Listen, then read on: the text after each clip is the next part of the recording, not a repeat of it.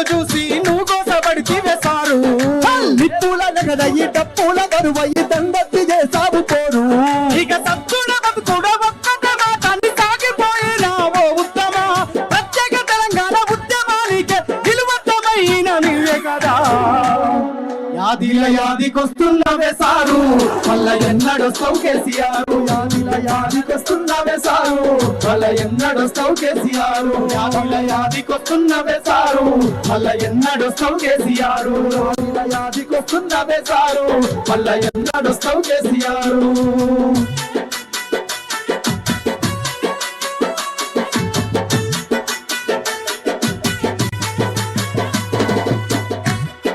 అందరూ గట్టిగా చెప్పదు.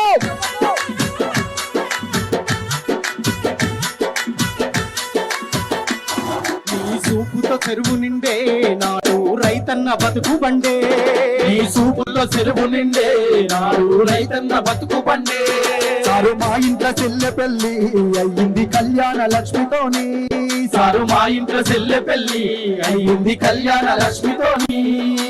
గుండెకొక్క బాధ ఊరికొక్క కాద నీ చెయ్యి ఇడిసినంక.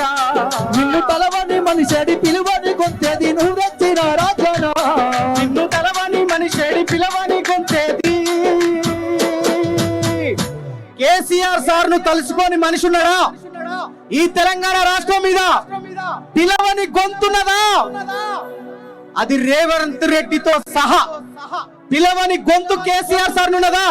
నిన్ను తలవని మనిషేడి పిలవని గొంతేది నువ్వు తెచ్చిన రాష్ట్రాన. నిన్ను తలవని మనిషేడి పిలవని గొంతేది.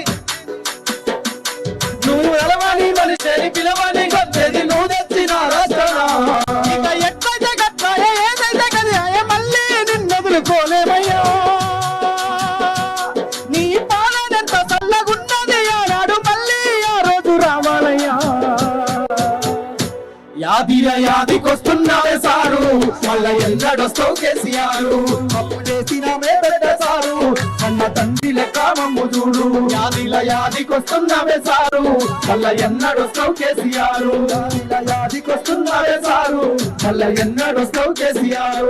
మళ్ళా ఎన్నడొస్తావు కేసీఆర్. మళ్ళా ఎన్నడొస్తావు కేసీఆర్. మళ్ళా ఎన్నడొస్తావు. యాదిల యాదికొస్తున్నావే సారు, నువ్వు వచ్చేదాకా పానం పోదు. ఈ మాట ఎందుకు రాసినావు? కేసీఆర్ సార్ ముఖ్యమంత్రి అయ్యేదాకా చచ్చిపోవా నువ్వు అని నన్ను అడిగిన క్వశ్చన్ చాలా మంది రచయితలు ఉంటారు. మా సీనియర్ రచయితలు గా మాట ఎందుకు రాసినావు తమ్మి అంటే, నేను టీవీలో చూసిన ఒక ముసలమ్మ, అమ్మా కేసీఆర్ సార్ పాలన ఎట్లుండే, ఇప్పుడు రేవంత్ రెడ్డి పాలన ఎట్లుందంటే, అయ్యా నేను నా గుండె సాక్షిగా చెప్తున్నా, మళ్ళా కేసీఆర్ సార్ ను, నాకు ఇప్పుడు 80 సంవత్సరాలు, కేసీఆర్ సార్ ను ముఖ్యమంత్రిగా చూసేదాకా నా పానం